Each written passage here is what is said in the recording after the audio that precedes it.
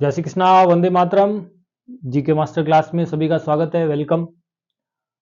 हमारी जो कल की क्लास हुई थी जस्ट इसके पिछली, मैंने हस्तकला का एक टेस्ट टॉपिक लिया था आप लोगों के लिए और मैंने कहा था कि हस्तकला में कुछ स्टूडेंट्स ने मैसेज डाले थे मेरे को कि सर हम हस्तकला पढ़ लेते हैं, वो क्वेश्चन भी सोल्व कर लेते हैं, कभी कभी इमेज समझ में नहीं आती, इमेज कैसी होती है, कौन सी हस्तकला किस टाइप की होती है। तो मैंने पूरा प्रयास किया, जितनी मेरे पास अवेलेबल हो पाई मैंने आपको हस्तकला का एक इमेज प्लस मैं आपको थोड़ी सी डिटेल सॉल्व करवाऊंगा। तो वो सारी चीजें हम बात करेंगे आज की क्लास में। अच्छे से देखें और इस क्लास को आपके सभी ग्रुप्स में शेयर करें, बहुत कुछ सीखने को मिल रहा है आपको इस क्लास में, ठीक है ना। तो आपका कभी कोई क्वेश्चन गलत होने के चांस नहीं रहेंगे। हस्तकला जो है राजस्थान की, उसमें देखो सबसे पहले हम ब्लू पोट्री की बात करेंगे। मैं इसके इमेज भी बताने वाला हूं आपको, ठीक है। इमेज भी सारी चीजें चर्चा करेंगे अपन। देखो ब्लू पोट्री जो है उसका बहुत अच्छा प्रश्न बनता है। ब्लू पोट्री राजस्थान में कहां की है? जयपुर की है। ब्लू पोट्री कहां की है? जयपुर की है, ध्यान रखना। एग्जाम में प्रश्न आवे कि ब्लू पोट्री राजस्थान में कहां की है? जयपुर की है, ठीक है। तो अपने को विशेष तौर से ध्यान देना है, पहली चीज।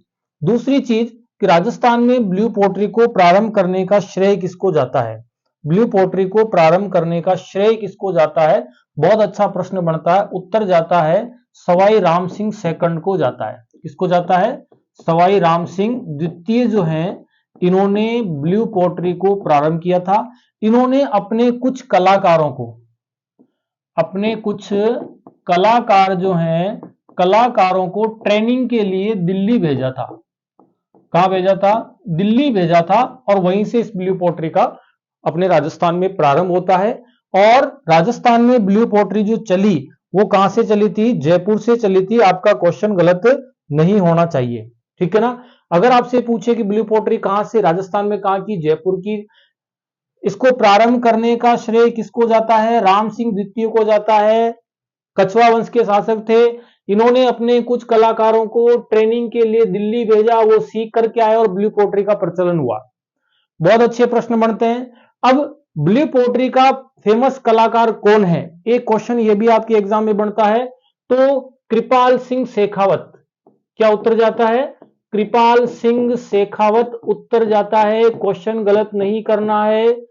कृपाल सिंह शेखावत हैं और इन्हीं कृपाल सिंह शेखावत को ब्लू पोट्री का जादूगर कहा जाता है। ब्लू पोट्री का जादूगर बोलते हैं। चीज क्लियर है? बहुत अच्छा प्रश्न बनता है। मैं आगे बहुत अच्छी चीजें बताने वाला हूं, इनके इमेज भी बताऊंगा।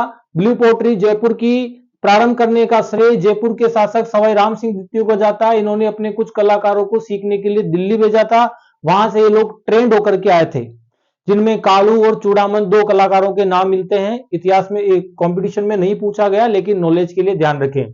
अगला प्रश्न बनता है कि ब्लू पोट्री का जो मुख्य रंग है, मुख्य रंग, ये एग्जाम में पूछा जाता है। ब्लू पोट्री का अगर आपसे मुख्य रंग पूछ लेवे तो अपना क्वेश्चन गलत नहीं जाना चाहिए। मुख्य रंग है नीला। कौन सा रंग है? ठीक है, नीला रंग जो है,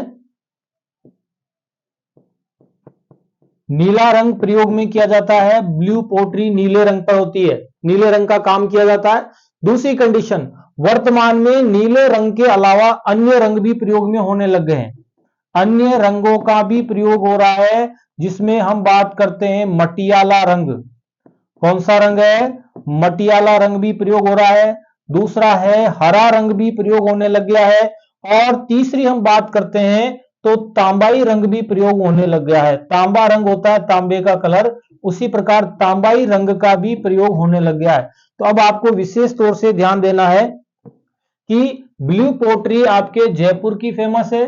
इसको प्रारंभ करने का श्रेय राम सिंह जी को जाता है। इसमें मुख्य रंग नीला रंग होता है, ठीक है। और अन्य रंगों में एक मटियाला रंग जो मिट्टी के कलर का, हरा रंग यूज होने लग गया है और एक तांबाई रंग भी प्रयोग होने लग गया है। और इसके फेमस कलाकार हैं, उनको बोलते हैं कृपाल सिंह शेखावत, जिनको ब्लू पोट्री का जादूगर कहा जाता है। आशा करता हूं अच्छे से समझ में आएगा। अब ब्लू पोट्री होती क्या है, तो मैं आगे आपको एक लाइन समझा रहा हूं, वो ध्यान से सुने। अब आपको इमेज भी देखने की ब्लू पोट्री किस टाइप की होती है, ये देखिए। देखो ब्लू पोट्री जो है ना, इसमें सबसे बड़ी बात, सबसे बड़ी विशेषता यह है, ध्यान से समझना अच्छे से,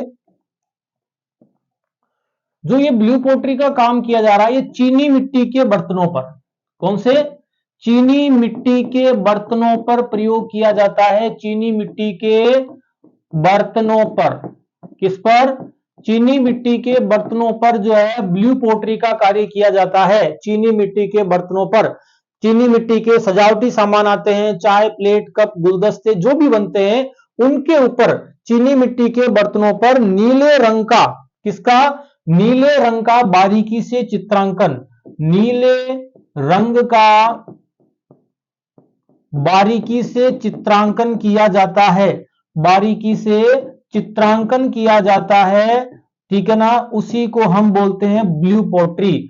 आप देखना, चीनी मिट्टी की प्लेट है आपके सामने, ये पॉट है, ये और प्लेटें हैं, ये ग्लास है चीनी मिट्टी का बना हुआ, जो लोग कॉफी कप टाइप का जो साइज होती है उस टाइप का, इस पर नीले रंग के बारीकी से चित्रांकन किया गया, फूल पत्तियां जो है बना रखी है। ये आप एक चीनी मिट्टी की प्लेट है और इस प्लेट के ऊपर पक्षी बने हुए हैं और ये नीले रंग का उभरा हुआ चित्रांकन है। ये सबसे बड़ी विशेषता। मैं आपको और इमेज दिखा रहा हूं, आपका प्रश्न गलत नहीं होगा, ठीक है ना। कुछ चीजें आपको इमेज से भी क्लियर हो जाती है। ये देखिए, चीनी मिट्टी का पॉट है, ठीक है ना, और चीनी मिट्टी की पॉट की हम बात करते हैं तो ये देखो, यहां पर ये सारा नीला रंग हो रहा है, यहां पर नीला रंग हो रहा है, लेकिन अब थोड़ा सा इसमें देखना, यहां पर मटियाला कलर हो रहा है, तांबाई रंग का भी प्रयोग हुआ है, तो ये चीनी मिट्टी के बर्तनों की विशेषता है। तो क्वेश्चन आपका गलत नहीं होगा, ठीक है ना। कभी कभार इमेज देखने से भी हमारे को चीजें याद रहती है। ये देखो, जयपुर में चीनी मिट्टी का बहुत बड़े लेवल पर कार्य होता है, चीनी मिट्टी के बर्तनों पर। आपको स्पष्ट दिख रहा होगा, चीनी, ये व्यक्ति है कलाकार इस ब्लू पोट्री का, तो ये कलाकार जो है ये चीनी मिट्टी के बर्तन पर काम कर रहा है। इसके हाथ में ब्रश है, ठीक है, ये आपको दिख रहा होगा, और जो ब्रश है उसके बाद ये ब्रश से चीनी मिट्टी का पॉट है उसके ऊपर ये डिजाइन बना रहा है। तो याद रखना, ब्लू पोट्री चीनी मिट्टी के बर्तनों पर, ठीक है, नीले रंग का सूक्ष्मतम बारीकी से चित्रांकन करना, यह ब्लू पोट्री कहलाती है। ओके। और कृपाल सिंह शेखावत, ये बंदा कृपाल सिंह शेखावत नहीं है, ध्यान रखना, ठीक है ना, वो तो उसके फेमस कलाकार है। ये तो एक आपको इमेज बताई गई है। अब हम बात करते हैं टेराकोटा की। किसकी बात करते हैं, टेराकोटा। बहुत अच्छे प्रश्न बनते हैं आपके टेराकोटा में, क्वेश्चन आपका गलत नहीं होगा, बहुत अच्छे से क्लियर से समझाऊंगा। टेराकोटा राजस्थान में मोलेला गांव की फेमस है। कहां की फेमस है, मोलेला गांव, जिला राजसमंद लगता है। क्वेश्चन आपका गलत नहीं होगा, पहली कंडीशन। दूसरी कंडीशन, टेराकोटा के लिए पहला प्रश्न बनता है कि राजस्थान के मोलेला गांव में कुम्हार जाति के लोग, जिनको आप प्रजापत भी कहते हो, क्या कहते हैं अपन, प्रजापत, कुम्हार जाति के लोग या प्रजापत इसके प्रसिद्ध कलाकार हैं। क्या मेरी बात समझ में आ गई क्या, पहला क्वेश्चन। दूसरा क्वेश्चन बनता है कि टेराकोटा होती क्या है। मैं इसकी इमेज दिखाऊंगा आपको बहुत शानदार तरीके से, पहले आप समझ लें टेराकोटा होती क्या है। तो टेराकोटा की सीधी और स्पष्ट भाषा में अगर हम बात करें तो टेराकोटा होती है मिट्टी की पकी या पकाई गई मूर्तियां। पकाई गई मूर्तियां जो हैं ये टेराकोटा कहलाती है। चीज क्लियर हो गई। उसको सीधी सी भाषा में हम कह सकते हैं टेराकोटा। क्या कहेंगे दोस्तों, टेराकोटा। क्वेश्चन आपका गलत नहीं होना चाहिए। मेरी राइटिंग समझ में आ रही होगी, किसी को कोई डाउट हो तो आप पूछ लेना, ठीक है। तो इसको हम बोलेंगे टेराकोटा। मिट्टी की पकी हुई मूर्तियों को ही टेराकोटा कहा जाता है। मूर्तियां खूब बनाई जाती है, लेकिन अगर वो पकाई नहीं गई तो टेराकोटा हम नहीं कह सकते हैं। डन, ठीक है। तीसरी बात हम बात करते हैं टेराकोटा के लिए। देखो, मिट्टी की मूर्तियां बहुत सारी जगह बनाई जाती है, बहुत सारी जगह, ठीक है। अगर हम अन्य क्षेत्र की बात करें, अन्य क्षेत्र में बात करें तो देखो अपने को थोड़ा सा ध्यान देना है।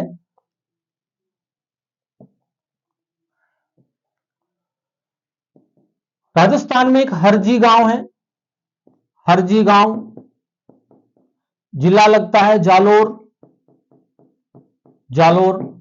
दूसरा मेड़ता, जिला लगता है नागौर, नागौर। डन। और एक चीज और हम बात कर लेते हैं, तीसरे की बात करते हैं, बू नरावता गांव। बू गांव भी बोलते हैं बहुत सारे लोग, शॉर्ट में बू गांव या बू नरावता गांव, बू नरावता गांव। ठीक है, ये भी आपके कहां आएगा, नागौर। अब इसमें से थोड़ा सा ध्यान देना कि जो हरजी गांव जालोर है, हरजी गांव, हरजी गांव से अच्छा प्रश्न बनता है कि ये हरजी गांव जो है मिट्टी के मामाजी के घोड़े के लिए फेमस है, मामाजी के घोड़े। डन।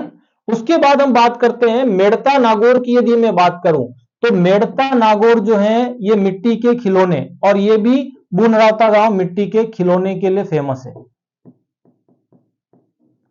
क्वेश्चन आपका गलत नहीं होना चाहिए। हम टेराकोटा की बात कर रहे थे, उसके अलावा मैंने आपको 2-3 चीजें और क्लियर करवा दी। अब मैं आगे चर्चा करने वाला हूं टेराकोटा होती क्या है, बहुत अच्छे से समझ में आएगा। एक एक चीज क्लियर करनी है अपने को, कोई भी क्वेश्चन आपका एग्जाम में गलत नहीं होना चाहिए। देखिए, ये होती है आपके टेराकोटा, ये मिट्टी की बनाई गई मूर्तियां हैं। एग्जाम में कभी कभी क्या होता है ना, आप इमेज देख के जाते तो वो इमेज से आपका क्वेश्चन राइट हो जाएगा, कभी कंफ्यूज हो जाए तो। ये टेराकोटा होती है, मिट्टी की पकी हुई मूर्तियां हैं। पहले कुम्हार जाति के लोग मिट्टी को पकाते हैं, खिलौने बना करके, मूर्ति बना करके, फिर ये इसको, ठीक है, गेरुआ कलर किया जाता है। इसकी सबसे बड़ी विशेषता है टेराकोटा में गेरुआ कलर। अब देखो, मैं आपको इसको थोड़ा सा एक्सप्लेन कर लेता हूं, ध्यान से समझना। देखो, यहां पर आप पूरा श्रीनाथ जी का सीन बता रखा है, ये श्रीनाथ जी है, तो श्रीनाथ जी के मंदिर से रिलेटेड पूरा सीन बना रखा है, ठीक है ना। तो बेलगाड़ियों से संबंधित चित्र हैं श्रीनाथ जी से, ये देखो बेलगाड़ियां बनी हुई है, ये घर बने हुए हैं, श्रीनाथ जी की पूजा करने वाले लोग हैं। तो ये श्रीनाथ जी के नाथद्वारा से रिलेटेड टेराकोटा बना रखी है, तो इसको हम टेराकोटा बोलते हैं। बिल्कुल मिट्टी की पकी हुई मूर्तियां हैं, ठीक है ना। क्वेश्चन आपका गलत नहीं होना चाहिए। और देख लीजिए, ये देखिए, एक ऊंट है, ऊंट पे हस्बैंड वाइफ बैठे हैं। राजस्थान के राजस्थान का जो रेगिस्तानी क्षेत्र है उसका एक सीन बनाया गया है, ठीक है। एक ऊंट है, ऊंट के ऊपर हस्बैंड वाइफ बैठे हुए हैं, कहीं घूमने जा रहे हैं, तो उसका एक सीन दे रखा है। तो ये भी आपके टेराकोटा मिट्टी का बना हुआ है, सब में गेरुआ कलर है। आपको आनंद आ रहा होगा कि ऐसी इमेज बनाई जाती है, बहुत फेमस कलाकार होते हैं कुम्हार जाति के लोग, ठीक है। तो ये आपके गणेश जी की मूर्ति बनाई, ऊपर से खाली रखा, आप कोई भी चीज वस्तु इसमें रख सकते हैं, ठीक है। यहां पर एक माता और बच्चे का सीन है, यहां पर एक गणेश जी और मोर का सीन है, घोड़े का सीन है। इस टाइप से ये टेराकोटा बनाते हैं। ये देवी देवताओं से संबंधित भी बना सकते हैं, ठीक है, देवी देवताओं से संबंधित बनी हुई है, ठीक है। तो ये अपने को थोड़ा सा विशेष ध्यान देना है। अगला टॉपिक है अपना फड़ चित्रण। बहुत अच्छा प्रश्न बनता है, फड़ चित्रण में काफी एक्सप्लेन करने वाला हूं आपको। समझ में आ रहा होगा आपको अच्छे से, कोई डाउट हो तो मेरे से पूछ लेना। देखो, फड़ चित्रण अगर आपसे पूछे कि राजस्थान में फड़ चित्रण कहां का फेमस है, तो हमारा उत्तर जाएगा शाहपुरा। क्या उत्तर जाएगा? शाहपुरा उत्तर चला जाएगा, गलत नहीं होना चाहिए पहला क्वेश्चन। दूसरा क्वेश्चन, फड़ चित्रण के लिए कौन सी जाति या कौन सा परिवार जाना जाता है, तो शाहपुरा का जोशी परिवार जाना जाता है, जोशी परिवार, जोशी परिवार जाना जाता है। और ये शाहपुरा जयपुर वाला नहीं है, ये शाहपुरा भीलवाड़ा वाला है। शाहपुरा कौन से वाला है? ये शाहपुरा भीलवाड़ा वाला शाहपुरा है, ध्यान रखना, क्वेश्चन गलत नहीं होना चाहिए। शाहपुरा भीलवाड़ा वाला शाहपुरा है। डन। तो ये जोशी परिवार फड़ चित्रण के लिए जाना जाता है, आपका क्वेश्चन गलत नहीं होना चाहिए। 2 क्वेश्चन तो आपके लिए बता दिए। अब फड़ चित्रण के लिए जो फेमस कलाकार हैं, फड़ चित्रण के लिए फेमस कलाकार हैं, वो फेमस कलाकार जो है जिनकी मृत्यु हो गई है, श्रीलाल जोशी। श्रीलाल जोशी जो हैं, ये इस फड़ चित्रांकन के लिए फेमस कलाकार माने जाते हैं। और वर्तमान में इसके कल्याण जी जोशी, कौन है? कल्याण जी जोशी जो हैं, ये फड़ चित्रांकन के लिए जाने जाते हैं। आपका प्रश्न गलत नहीं होना चाहिए, पहली कंडीशन। अब हम फड़ चित्रांकन के लिए और आगे चर्चा करने वाले हैं। फड़ चित्रांकन होता क्या है? फड़ चित्रांकन होता क्या है और फड़ चित्रांकन किस पे किया जाता है? तो आपके जीके में प्रश्न गलत नहीं होना चाहिए। फड़ चित्रांकन हमेशा कपड़े पर किया जाता है, कपड़े पर चित्रण होता है फड़ चित्रांकन। गलत नहीं करना है। क्यों नहीं करना है? वहां पर ऑप्शन आएगा, फड़ चित्रांकन किस पर किया जाता है, पहला ऑप्शन होगा कपड़े पर, दूसरा ऑप्शन आएगा दीवार पर, तीसरा ऑप्शन आएगा कागज पर, और चौथा ऑप्शन आएगा शरीर पर, अंग चित्रांकन के ऑप्शन पे भी दे सकता है। तो हमारा उत्तर जाएगा कपड़े पर चित्रण किया जाता है। क्या मैं इसके इमेज भी बताने वाला हूं, ठीक है, पूरी क्लास पढ़े आप। तो कपड़े पर चित्रण किया जाता है, चीज क्लियर। अब ये फड़ चित्रण होता क्या है? तो फड़ चित्रण की अगर हम सीधी सी परिभाषा की बात करें, फड़ चित्रण होता क्या है, सीधी सी बात करें तो किसी भी, ध्यान से समझना, या मैं आपको यहां पर समझा सकता हूं, किसी भी पौराणिक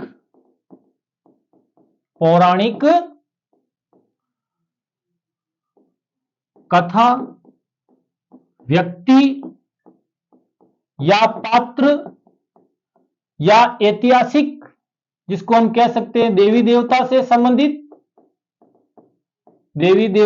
संबंधित, या किसी घटना को आधार मान करके कपड़े पर जो चित्रण किया जाता है उसको हम कहते हैं फड़ चित्रण। सीधी सी परिभाषा में बात करें तो किसी भी पौराणिक कथा या किसी व्यक्ति विशेष समझ में आ गया, या किसी पात्र, देवी देवता या घटना से संबंधित चित्रण बनाया जाता है, वो कहलाता है फड़ चित्रण में काउंट होता है। पहली बात तो अपने को थोड़ा सा ध्यान देना है। अगली मैं आपसे चर्चा कर लेता हूं कि फड़ चित्रण जो किया जाता है, सबसे बड़ा और अच्छा प्रश्न बनता है राजस्थान के जीके में कि कंपटीशन के पेपर में फड़ चित्रण से रिलेटेड जो देवी देवताओं की फड़ पूछी जाती है, देवता की फड़ पूछी जाती है, तो एक बार आप इसको मेरे से चीज क्लियर करें। यहां तक तो आपके समझ में आ गया होगा, इसको मैं क्लियर कर रहा हूं। और राजस्थान में अलग अलग लोक देवी देवताओं की अलग अलग फड़ का वाचन किया जाता है, उसको मैं शॉर्ट एंड स्वीट भाषा में आपको समझा रहा हूं। फिर भी कोई डाउट रहे तो आप मेरे से पूछ लेना, ठीक है ना। आप कमेंट बॉक्स में डाल सकते हैं, अगर कोई डाउट रहे तो उसको मैं आपको एक्सप्लेन करूंगा, ठीक है ना। देखो, राजस्थान में फड़ चित्रांकन 2-3 देवताओं की पूछी जाती है, लोक देवताओं की। अगर हम बात करें रामदेव जी, नाम सुना होगा, रामदेव जी लोक देवता। दूसरा है पाबू जी लोक देवता, ठीक है। तीसरी हम बात करते हैं गोगा जी लोक देवता। चौथी हम बात करते हैं देव नारायण जी लोक देवता।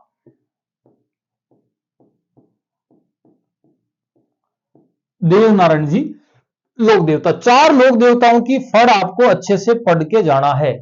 देखो, रामदेव जी लोक देवता की फड़ का वाचन जो किया जाता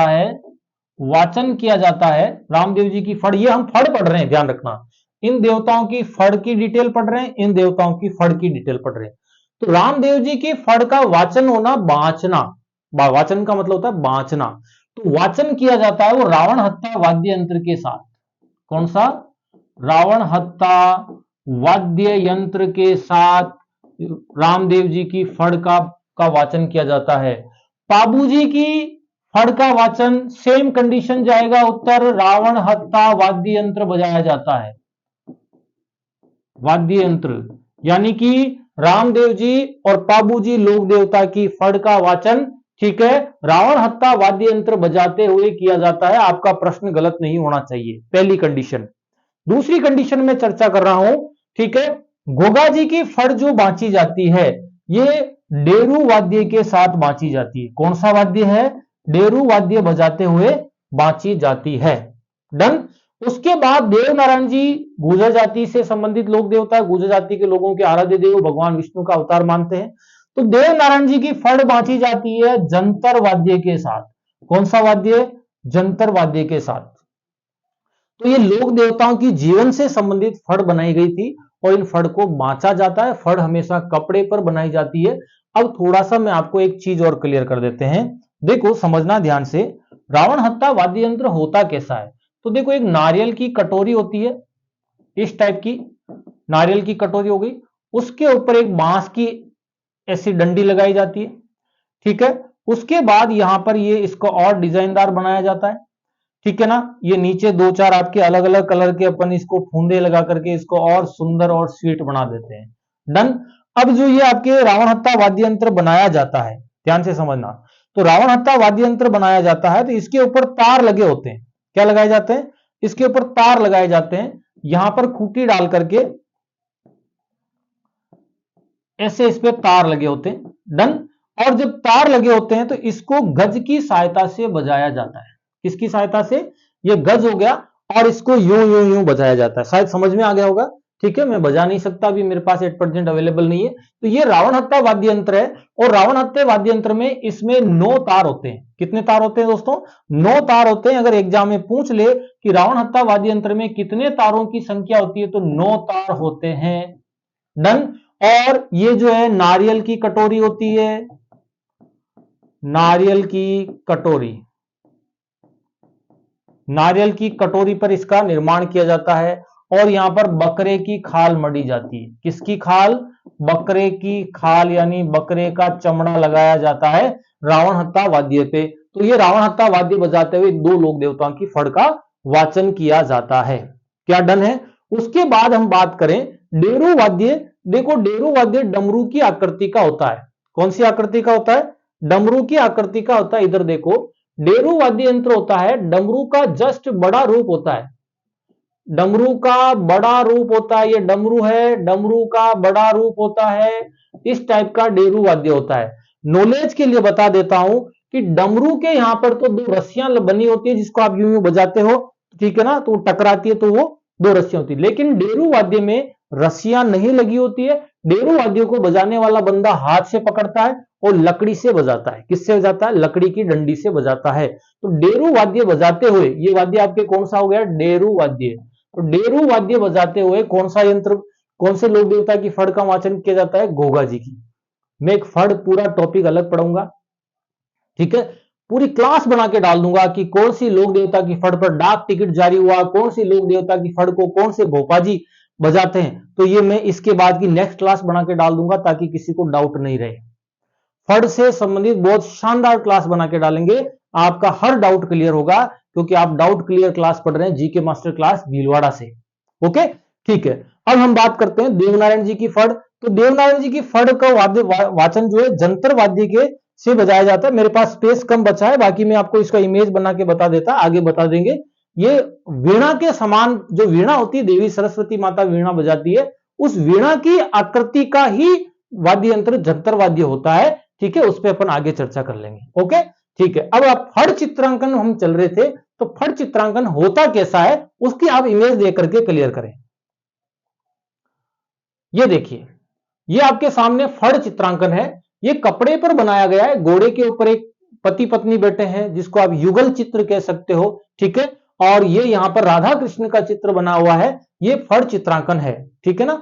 अब हम बात करते हैं, ये आपके सामने है, ये कपड़े पर बनाया गया है। आपने बहुत सारी जगह रेलवे स्टेशन पर बनाने लग गए आजकल, कॉलेजेस में दीवारों पे बनाने लग गए, ठीक है। कहीं स्कूल्स है, गर्ल्स स्कूल्स, बॉयज स्कूल, उनकी दीवारों पे बनाने लग गए। तो आजकल ये चित्रण दीवारों पे बनाने लग गए, जबकि ये चित्रण बनता किस पे? ये चित्रण होता है, ध्यान रखना हमेशा, अगर आपसे पूछे फड़ चित्रांकन किस पर किया जाता है तो आपका उत्तर जाएगा कपड़े पर। किस पर किया जाता है? कपड़े पर। गलती मत कर देना, वहां दीवार भी आ सकता है, कुछ भी आ सकता है। और किसी घटना से संबंधित, किसी देवी देवता, किसी व्यक्ति विशेष से संबंधित फड़ चित्रांकन किया जाता है तो आपका क्वेश्चन गलत नहीं होगा। ये देखिए, ये कपड़े पर पूरा फड़ चित्रांकन किया गया है और इसी को अपन बोलते हैं फड़ चित्रांकन। ये देखिए, एक एक चीज क्लियर हो रही है, फिर भी किसी को समझ में नहीं आ रहा तो आप और कोई डाउट हो तो देखिए, ये पूरी एक बारात जाती है, उसका एक बारात टाइप का चित्रण है, राजा महाराजाओं की सवारी निकल रही है, उसका चित्रण है। अब हम आते हैं कोफ्तागिरी पर। किसकी बात करेंगे? कोफ्तागिरी पर। कोफ्तागिरी होती क्या है? मैंने क्वेश्चन पेपर तो सोल्व करा दिया हस्तकला से रिलेटेड, लेकिन चीज आपकी क्लियर होनी चाहिए। आधे लोग तो सोच रहे होंगे आज आया तब से बोल ही रहा है कि बोल ही रहा है, न तो सांस ले रहा है, न पानी पी रहा है, ठीक है। और भी उसके बाद ने आज मचक मचक किया, क्योंकि अपनी क्लास ही मचक मचक वाली क्लास है, ठीक है ना। तो क्लास स्टार्ट होने से पहले मचक मचक कर दो या एग्जाम के टाइम मचक मचक करना, लेकिन पढ़ते समय अब मचक मचक कम करना पड़ेगा, क्योंकि एग्जाम्स की डेट भी पास में आ रही है और सबको सीरियस रहना है, सारी चीजें अपने को थोड़ा सा ध्यान देना। देखो, कोफ्तागिरी राजस्थान में कहां की फेमस है, थोड़ा सा क्लियर कर लो। कोफ्तागिरी का अगर आपसे प्रश्न पूछे तो राजस्थान में कोफ्तागिरी जयपुर की फेमस है, और जयपुर ऑप्शन नहीं हो तो हम करेंगे अलवर। क्या बात करेंगे? अलवर। सीधी सी परिभाषा में बात करता हूं कोफ्तागिरी के लिए होती क्या है, तो ध्यान रखना, फौलाद की वस्तु, फौलाद की, देखो फौलाद की वस्तु कैसी होती है उसकी भी मैं आपको इमेज दिखा रहा हूं, ध्यान से सुनना। फौलाद की वस्तु पर, ठीक है, सोने या चांदी या पीतल, सोने चांदी या पीतल का बारीकी से, बारीकी का मतलब हो गया सूक्ष्मतम, सूक्ष्मतम चित्रांकन, चित्रांकन कहलाती है, क्या कहलाती है? कोफ्तागिरी। और यहां फौलाद की वस्तु का मतलब हो गया धातु की वस्तु पर किया जाने वाला कार्य। क्वेश्चन गलत नहीं होगा, विश्वास रखना। कैसा होता है कोफ्तागिरी, कैसी होती है वो चीज क्लियर करें आप लोग। ये देखिए साहब, ये तलवार है राजा महाराजों के जमाने की। इस तलवार को ये पकड़ने का हत्था है, और जो आपको ये हत्था दिख रहा है, इस हत्थे पर ये सारा सोने का काम किया गया है, गोल्ड का काम किया गया। वर्तमान में गोल्ड का काम नहीं किया जाता है, गोल्ड का काम करेंगे तो खर्चा बहुत आ जाएगा, ठीक है ना। ये जितना भी ये गोल्ड गोल्ड दिख रहा है, ये सारा गोल्ड का काम किया गया है, ठीक है। अपने को थोड़ा सा ध्यान देना है, डन। अब ये आपके जैसे छोटी सी कटार है, ये घोड़े का मुंह बना हुआ कटार के ऊपर, और जो कटार आपको दिख रही है, ठीक है ना, कटार आपको दिख रही है, ये देखो यहां पर कटार पर सिल्वर का कार्य किया गया है, यहां गोल्ड का कार्य किया गया है, यहां बीच में गोल्ड का काम कर रखा है, यहां पर सिल्वर का कार्य कर रखा है, और बिल्कुल चांदी का बारीकी से काम किया गया है। इसको हम बोलते हैं कोफ्तागिरी। क्या बोलते हैं? कोफ्तागिरी। तो एक एक चीज आपको क्लियर होनी चाहिए कि होता क्या। ये देखिए बहुत मजेदार इमेज है, एक एक चीज क्लियर करनी है अपने को कि कोफ्तागिरी होती क्या है, ठीक है।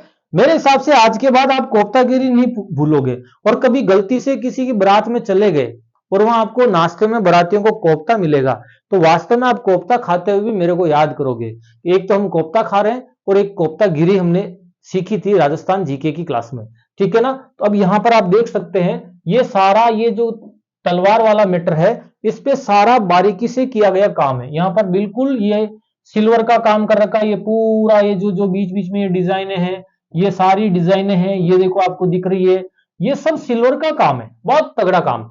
अब यहां पर आप देखो गोल्ड का काम कर रखा है, ये पूरा गोल्ड का काम दिख रहा है, ये सारा गोल्ड का काम हो।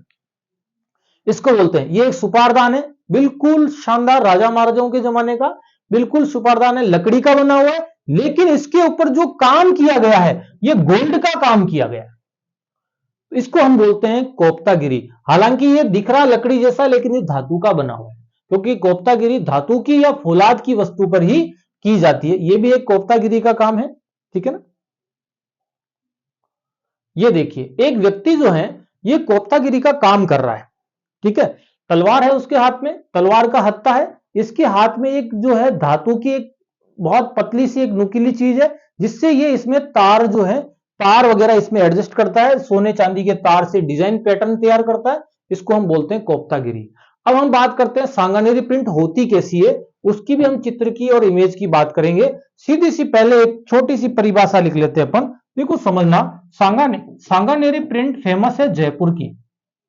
कहां की फेमस है? जयपुर की। पहला क्वेश्चन, और जयपुर में भी आप नाम से ही पता चल रहा है सांगानेर,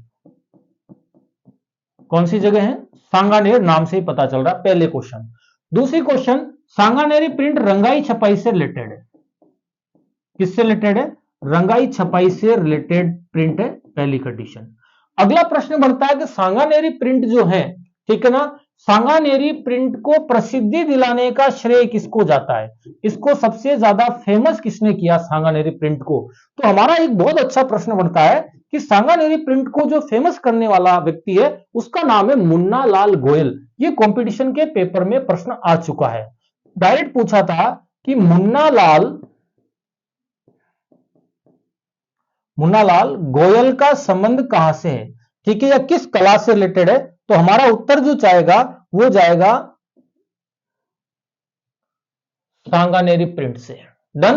तो मुन्ना लाल गोयल ने इसको फेमस करवाया। दूसरी बात है, मैंने आपको क्वेश्चन पढ़ाया था तब मैंने कहा था रंगाई छपाई में फॉर एग्जाम्पल या तो आपको चादर बनाया जा रहा हो, क्या बनाया जा रहा हो, ठीक है, चादर बनाया जा रहा हो, ठीक है, जिसको आप चादर भी कहते हो, तकिया कवर कह सकते हैं, तकिया कवर, या हम कह सकते हैं चुनरी कह सकते हो, और भी कई कपड़े से रिलेटेड चीजें बनाई जाती है जो सांगानेरी प्रिंट के लिए फेमस है, ठीक है।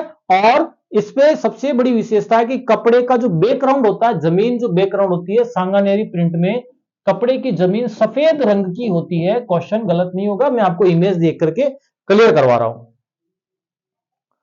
ये देखिए, ये सांगानेरी प्रिंट है, यानी कि यहां पर जो ये कपड़ा है, इस कपड़े का बैकग्राउंड व्हाइट कलर का है। अब इसके ऊपर काले काले डिजाइनें बना दी गई है, जिससे ये काले तो चित्र दिख रहे हैं हमें और बीच में ब्लैक एंड व्हाइट टाइप का दिख रहा है। तो कपड़े की जमीन व्हाइट कलर की होती है, सांगानेरी प्रिंट की विशेषता है। ये जैसे कपड़े की जमीन है, पीछे का बैकग्राउंड व्हाइट कलर का है, ये सांगानेरी प्रिंट है। मैं आपको एक एग्जांपल और दे देते हैं। ये आपके चादर है, बेडशीट कवर है। इस बेडशीट कवर की जमीन बैकग्राउंड तो व्हाइट कलर की है, लेकिन इसके ऊपर फिर ये येलो कलर की डिजाइनें और तैयार की गई, बाउंड्री जो है, बॉर्डर है, वो येलो कलर का दिया गया। तो ये सांगानेरी प्रिंट का बहुत शानदार उदाहरण है।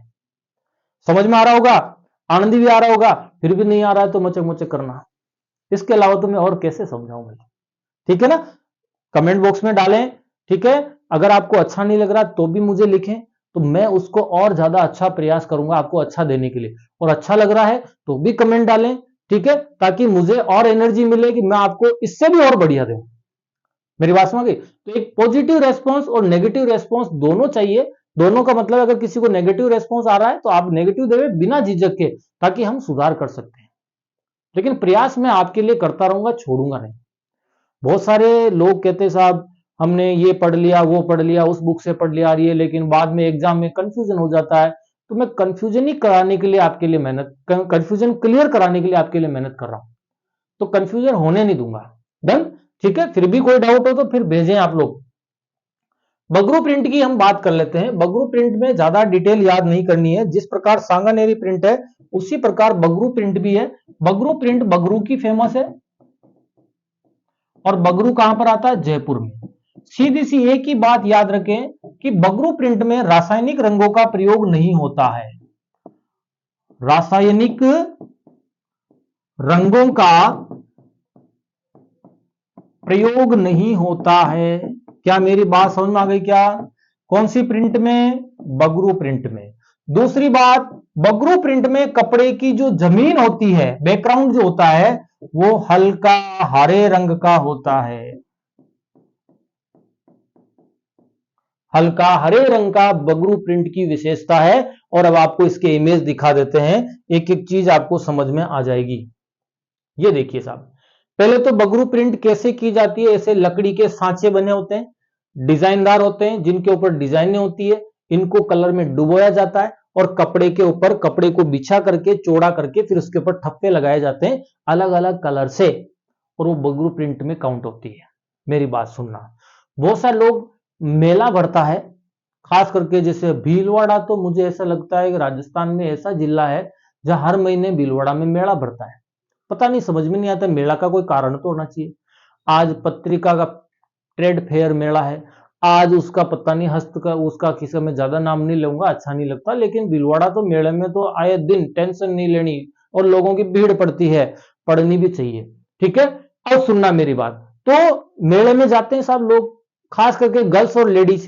फिर कोई एक मेहंदी वाला बैठा रहता है, छोटी सी शॉप काउंटर, उसका बोलते हैं साहब मेरे मेहंदी बना दो। तो वो क्या करता है, कलर रहता है जिसमें लकड़ी के गुटके टाइप रहते हैं डिजाइनदार, उसको उठाया, हाथ को ठप ठप अलग अलग डिजाइन किया, ये लो सा मेहंदी तैयार, लाओ सा पैसा, ठीक है, इस टाइप से। तो ये बनाए जाते हैं। अब आप देखिए, ये आपके बगरू प्रिंट। बगरू प्रिंट में देखो हल्का हरे रंग का प्रयोग हो रहा है। क्या मेरी बात समझ गई? और ये डिजाइन बनाने वाला लकड़ी का पार्ट है, जिससे ठप्पे लगा करके ऐसी डिजाइनें बनाई जाती है, फूल पत्तियां बनाई जाती है। ओके, तो ये बगरू प्रिंट की विशेषता है। अब हम बात करते हैं मीनाकारी की। किसकी बात करते हैं? मीनाकारी का बहुत अच्छा प्रश्न बनता है। देखो राजस्थान में मीनाकारी जो है, ठीक है, राजस्थान में मीनाकारी कहां की फेमस है? जयपुर की। कहां की फेमस है? जयपुर की, सबसे पहली क्वेश्चन। दूसरा क्वेश्चन है कि मीनाकारी को प्रारंभ करने का श्रेय किसको जाता है? ये क्वेश्चन बहुत अच्छा आता है। प्रारंभ करने का श्रेय जो जाता है वो मानसिंह प्रथम को जाता है। किसको जाता है? मानसिंह प्रथम को जाता है। ये मानसिंह प्रथम वही है जिन्होंने हल्दीघाटी युद्ध में महाराणा प्रताप से, हल्दीघाटी युद्ध के समय महाराणा प्रताप से युद्ध किया था। ठीक है, तो मानसिंह प्रथम, तो मानसिंह प्रथम को प्रारंभ करने का श्रेय जाता है मीनाकारी का, पहली कंडीशन। दूसरी कंडीशन कि मानसिंह जो है लाहौर से अपने साथ सिख कलाकार लेकर आए थे। कहां से लेकर के आए? लाहौर से सिख कलाकार लेकर के आए। कहां से लेकर के आए? लाहौर से सिख कलाकार लेकर के आए। तो ये मीनाकारी की सबसे बड़ी विशेषता है कि कलाकार बाहर से आए। लेकिन ये मीनाकारी अपने भारत में आई किनके साथ? तो मुगल शासकों के साथ में आई। ठीक है, मुगल शासकों के साथ जो है ये मीनाकारी अपने भारत में आई। फिर उसके बाद अपने राजस्थान में इसको चलाने का श्रेय जो जाता है वो मान सिंह को जाता है। क्या डन है? उसके बाद अपन बात करते हैं कि मीनाकारी होती क्या है। ध्यान रखना, कोई भी कलात्मक वस्तु, कलात्मक वस्तु, कोई भी कलात्मक वस्तु, कोई भी, ध्यान से समझना, कोई भी जिसमें आप कह सकते हो सोने चांदी के आभूषण, सोने चांदी, खास करके सोने के, ध्यान रखना, ठीक है ना। चांदी पे भी चढ़ाते हैं, कोई ऐसा वो बड़ा मैटर नहीं है। सोने चांदी के आभूषण। दूसरा, कोई भी वस्तु हो गई कलात्मक वस्तु, जैसे पत्थर की वस्तु, लकड़ी की वस्तु, समझ में आ गया? ठीक है, उसके ऊपर, इनके ऊपर मीना चढ़ाने की कला, मीना चढ़ाने की कला, मीना चढ़ाने की कला जो है वो कहलाती है, क्या कहलाती है? मीनाकारी कहलाती है। अब आपके बहुत अच्छे प्रश्न और क्या बनते हैं कि राजस्थान में अलग अलग जगह की अलग अलग मीनाकारी फेमस है, अलग अलग जगह की अलग अलग मीनाकारी फेमस है। वो कहां कहां की कौन सी फेमस है उस पर अपन थोड़ी सी चर्चा कर लेते हैं, और ये आपको समझ में भी आ रहा होगा, कोई भी आपको डाउट नहीं रहना चाहिए, ठीक है ना। तो थोड़ा सा विशेष ध्यान देना। देखो, राजस्थान में मीनाकारी कहां कहां की फेमस है?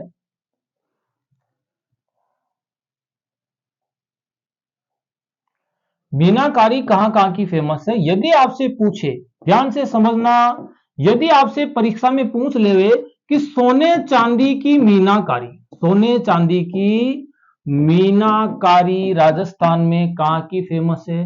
दूसरा, पीतल और तांबे के बर्तनों पर मीनाकारी कहां की फेमस है? तीसरा ऑप्शन पूछ लेवे, कास्ट यानी कि लकड़ी पर मीनाकारी, लकड़ी पर मीनाकारी अगर आपके एग्जाम में पूछ लेवे। चौथा ऑप्शन पूछ लेवे कि पत्थर पर मीनाकारी या पत्थर की मीनाकारी। पांचवा प्रश्न पूछ लेवे कि चांदी की मीनाकारी, चांदी पर मीनाकारी। तो हमारा उत्तर अलग अलग चला जाएगा, कैसे समझना, ठीक है, उसकी अपन चर्चा कर लेते हैं। सोने चांदी की मीनाकारी पूछे तो आपका उत्तर आंख मीच के आपको जयपुर करना है। पीतल व तांबे के बर्तनों पर मीनाकारी पूछे तो आंख मीच करके जयपुर करना है। मीनाकारी कैसी होती है वो इमेज बताने वाला हूं, घबराना नहीं। कास्ट और लकड़ी पर आपको मीनाकारी पूछे तो आपको आंख मीच करके उदयपुर उत्तर करना है। पत्थर पर मीनाकारी पूछे तो आपको आंख मीच करके बीकानेर करना है, गलत नहीं करना है। और चांदी की मीनाकारी, देखो यहां पर मैंने बात की थी सोने चांदी की मीनाकारी, तो हमारा उत्तर जयपुर चला जाएगा। पर्टिकुलर चांदी की तार कसी या चांदी की मीनाकारी पूछे तो फिर आपका उत्तर थोड़ा सा नाथ द्वारा देख लेना, 4 ऑप्शन में से, ओके, तो आपका प्रश्न गलत नहीं होगा, पहली कंडीशन। अब हम बात कर रहे हैं कि आपकी मीनाकारी होती क्या है। ये देखिए साहब, ये एक लकड़ी का बॉक्स है या किसी धातु का बॉक्स है। इस बॉक्स के ऊपर ये जो आपके दिख रहे हैं ये सारा मीना चढ़ा रखा है। क्या चढ़ा रखा है, ये देखिए, ये सारा ये जितना भी ये डिजाइनदार ग्रीन रेड ये सारी चीजें हैं, ब्लू है, ये सब ये मीना का कार्य है, ये सब मीना चढ़ाया हुआ, ये मीना चढ़ाया हुआ, ये मीनाकारी का कार्य है। ये सारा ये डिजाइन जो मैं बता रहा हूं, ये ग्रीन रेड ब्लू ये सारी ये जो है ये मीना चढ़ा रखा है, तो ये मीनाकारी का कार्य कहलाता है। ओके, और आपको और इमेज दिखा देते हैं। ये देखिए, बहुत दिमाग खराब होता है ये चीज अपन देखते हैं ना, ठीक है। अगर ये आप किसी को पत्नी को दिखा दो, है ना, रिश्तेदार को दिखा दो, तो उनका वैसे ही पत्नी का दिमाग खराब हो जाएगी। है ये तो आज तक तो आपने मेरे को दिलाया नहीं, काहे को दिलाए भैया, चित्र देख के संतुष्ट रहो। ओके, ठीक है, डायरेक्ट कहेंगे हमारे को तो दिलाया नहीं, तो ऐसे चित्र मैं आपको ही दिखा रहा हूं अभी, मैं किसी को दिखाता नहीं, घर पे भी नहीं दिखाता, कल को कहते ऐसा तो आपने लाया ही कौन है, प्रॉब्लम क्रिएट हो जाए, है ना। तो अपने को बस इतना सा ध्यान रखना कि ये मीना का कार्य किया रखा है, ठीक है ना। आप लोग सब जानते होंगे ये जो है आभूषण है, ये जितना भी ये जो आपको दिख रहा है ये सब मीना चढ़ा रखा है, गोल्ड के आभूषण पर ये डिजाइन है, ये सब मीना का कार्य कर रखा है। बात समझ में आ गई क्या? तो ये गोल्ड के आभूषण पर मीना चढ़ा रखा है, आगे और बताने वाला हूं, टेंशन नहीं ले। ये देखिए साहब, और दिमाग खराब होगा काफी लोगों का, है ना। तो ये देखो, कान के जो झुमके हैं इनके ऊपर ये ब्लू कलर का, इस टाइप का, ग्रीन कलर का, ये सब मीना चढ़ा रखा है, ये सारी चीजें ये मीनाकारी का कार्य है, ठीक है। इस पे ज्यादा अपन चर्चा नहीं करेंगे, इमेज बहुत ज्यादा डाल रखी है मैंने।